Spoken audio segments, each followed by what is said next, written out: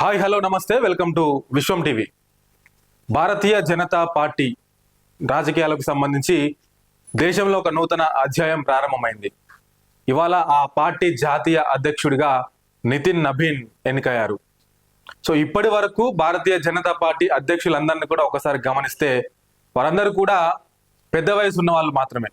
కానీ నితిన్ నబీన్ ఒక్కరే 45 ఏళ్లకే బీజేపీ జాతీయ అధ్యక్షుడిగా ఎన్నికయ్యారు. సో 45 ఏళ్లకే జాతీయ రాజకీయాలపై ఎందుకు అంత పట్టు సాధించాడు, ఎలా పట్టు సాధించగలిగాడు, జాతీయ నాయకత్వం దృష్టిలో ఎలా వెళ్ళగలిగాడు నితిన్ నబీన్. సో ఒక పక్క బీజేపీ ఏమో నితిన్ నబీన్ ను ఎన్నిక చేస్తే మరో పక్క దేశవ్యాప్తంగా కూడా ఈయనపై చర్చ జరుగుతూ ఉంది. అటు ప్రత్యర్థి పార్టీలు కావచ్చు, ఇంకొన్ని పార్టీలు కావచ్చు, నితిన్ నబీన్ ఎన్నిక పట్ల ఎలాంటి వ్యూహరచన ఉండబోతుంది అనేది వాళ్ళు ఇప్పటికే అంచనాలు వేసుకుంటున్నారు.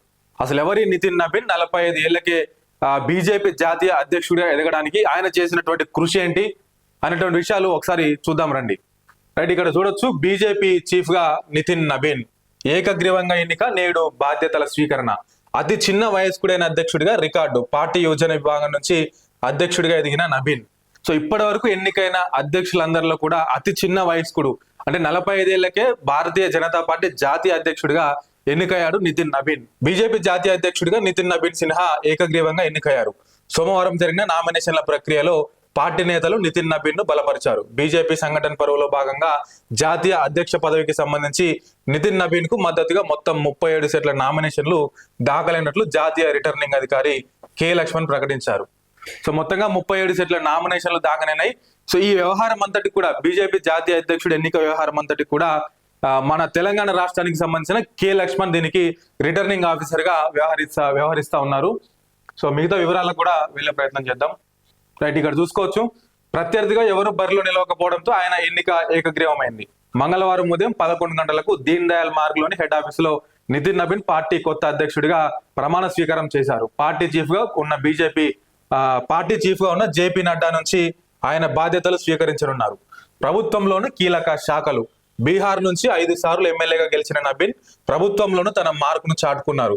నితీష్ కుమార్ నేతృత్వంలోని బీహార్ ప్రభుత్వంలో రోడ్డు నిర్మాణాలు, న్యాయశాఖ, పట్టణాభివృద్ధి, గృహ నిర్మాణ శాఖ మంత్రిగా బాధ్యతలు నిర్వర్తించారు. నూతన బాధ్యతలు చేపట్టనున్న నబీన్ కు ప్రస్తుతం 5 రాష్ట్రాల ఎన్నికలు కీలకంగా మారనున్నాయి. వెస్ట్ బెంగాల్, కేరళ, తమిళనాడు, పుదుచ్చేరిలో కాషాయ జెండాలను పాతాలని, అస్సాంలో మళ్లీ అధికారం నిలుపుకునేందుకు బీజేపీ వ్యూహాలు రచిస్తోంది. మరోవైపు డీలిమిటేషన్, పార్లమెంట్, రాష్ట్ర అసెంబ్లీలలో 33% మహిళా కోటాలు అమలు వంటి ముఖ్యమైన మార్పుల మధ్య 2029 లోక్సభ ఎన్నికల వైపు పార్టీని నడిపించే బాధ్యత నబీన్ ముందుంది. సో మరి ముఖ్యంగా ఇక్కడ ఇంకొక విషయం గమనించుకోవాలి. రాబోయే పార్లమెంట్ ఎన్నికలను దృష్టిలో ఉంచుకొని నితిన్ నబీన్ ను నూతన అధ్యక్షుడిగా నియమించడం జరిగింది. సో ఇప్పుడున్న అధ్యక్షుడే రేపు రాబోయే 2029 ఎన్నికలకు ప్రాతినిధ్యం వహించనున్నాడు. సో ఇప్పటికే బీజేపీ దేశంలో 3 సార్లు అధికారంలో ఉంది. 4వసారి నితిన్ నబీన్ నాయకత్వంలో ఎన్నికలకు వెళ్ళబోతా ఉంది. దాంతో పాటుగా 5 రాష్ట్రాల్లోని ఎన్నికలకు కూడా ఆయన ప్రాతినిధ్యం వహించనున్నాడని చెప్పేసి ఇక్కడ మరొక వార్త చూసుకోవచ్చు. అతి పిన్న వయస్కుడిగా ఆర్ఎస్ఎస్ నుంచి ఎదిగిన నబీన్ 46 ఏళ్ల వయసులోనే బీజేపీకి 12వ జాతీయ అధ్యక్షుడిగా బాధ్యతలు స్వీకరించనున్నారు.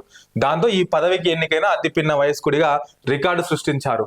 బీహార్ నుంచి పార్టీ అధ్యక్ష స్థాయికి ఎదిగిన తొలి నేతగా నిలిచారు. కాయస్థ సామాజిక వర్గానికి చెందిన నబీన్ తండ్రి మరణం తర్వాత 2006లో పాట్నా వెస్ట్ నుంచి బై ఎన్నికల్లో గెలిచి రాజకీయాల్లో ప్రవేశించారు.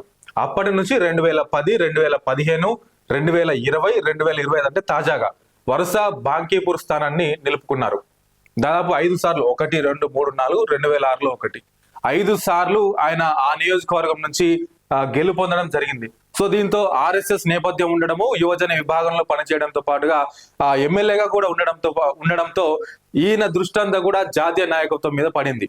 సో నితిన్ నబీన్ అయితే దేశ రాజకీయాల్లో బీజేపీని ముందుకు నడిపించగలడు, ఆర్ఎస్ఎస్ భావజాలం ఉన్నటువంటి వ్యక్తి అనేటువంటిది వాళ్ళు భావించినట్లుగా మనకైతే స్పష్టంగా అర్థమైతా ఉంది. సో నబీన్ కు మద్దతుగా 37 సెట్లు అనేటువంటిది ఇంకో వార్త చూస్తున్నాం. మొత్తానికి నిన్న ఏదైతే నామినేషన్ల ప్రక్రియ కొనసాగింది కదా, దానికి సంబంధించి ఇక్కడ మనం ఇంకొక ఫోటో చూస్తున్నాం. తెలంగాణ రాష్ట్రానికి సంబంధించి జాతీయ నాయకత్వంలో కూడా ఉన్నటువంటి కొంతమంది తెలంగాణ రాష్ట్ర నాయకులు నామినేషన్ కి మద్దతు కూడా తెలపడం జరిగింది. ఇక్కడ మనం చూడొచ్చు రాష్ట్ర అధ్యక్షుడు రామచంద్రరావు, కిషన్ రెడ్డి, సో ఇట్లా పాయల్ శంకర్ ఉన్నారు. ఇక్కడ ఇంకొంతమంది నాయకులు కూడా నిన్న ఢిల్లీకి వెళ్ళి ఆయన అభ్యర్థిత్వాన్ని ప్రతిపాదించారు. డికే అరుణ కావచ్చు. సో ఇట్లా ఈ నాయకులందరూ కూడా నిన్న ఆయన అభ్యర్థిత్వాన్ని ప్రతిపాదించారు. మొత్తానికి రాష్ట్రం నుంచి కూడా నిన్న ఢిల్లీకి వెళ్ళి ఆయన నాయకత్వాన్ని ప్రతిపాదించడం, ఇవాళ ఆయన ప్రమాణ స్వీకారంలో కూడా పాల్గొన్నారు. సో మొత్తానికి ఎటకేలకు బీజేపీ జాతీయ అధ్యక్షుడిగా నితిన్ నబీన్ అయితే ఎన్నికయ్యారు. సో ఈ ఎన్నిక పట్ల ఇప్పుడు తెలంగాణ రాష్ట్రం అయితే ఆసక్తిగా ఎదురు చూస్తా ఉంది. సో నితిన్ నబీన్ నాయకత్వంలోనైనా తెలంగాణ రాష్ట్రంలో బీజేపీ పుంజుకుంటుందా? బీజేపీ నాయకత్వం ఏ విధంగా పనిచేయబోతుంది రాబోయే రోజుల్లో? సో నితిన్ నబీన్ కు ఏ విధంగా సహకరించబోతుంది? నితిన్ నబీన్ నుంచి రాష్ట్రానికి ఎటువంటి విధమైన సహకారాలు అందబోతా ఉన్నాయనేది స్పష్టంగా ఇక్కడ చూడాల్సిన పరిస్థితి ఏర్పడ్డది. మొత్తానికి అతి చిన్న వయస్కుడిగా బీజేపీ జాతీయ అధ్యక్షుడిగా నితిన్ నబీన్ ఎన్నిక కావడం పట్ల అటు దేశంలో ఉన్నటువంటి కాషాయ అభిమానులు, అదేవిధంగా రాష్ట్రానికి సంబంధించిన కాషాయ అభిమానులు పెద్ద ఎత్తున సంబరాలు చేసుకుంటున్నారు, పెద్ద ఎత్తున హర్షం వ్యక్తం చేస్తున్నారు. సో మరి చూడాలి నితిన్ నబీన్ నాయకత్వంలో రాష్ట్రం కానీ అటు దేశం కానీ ఏ విధంగా ముందుకు వెళ్తుందో. చూస్తూనే ఉండండి విశ్వం టీవీ.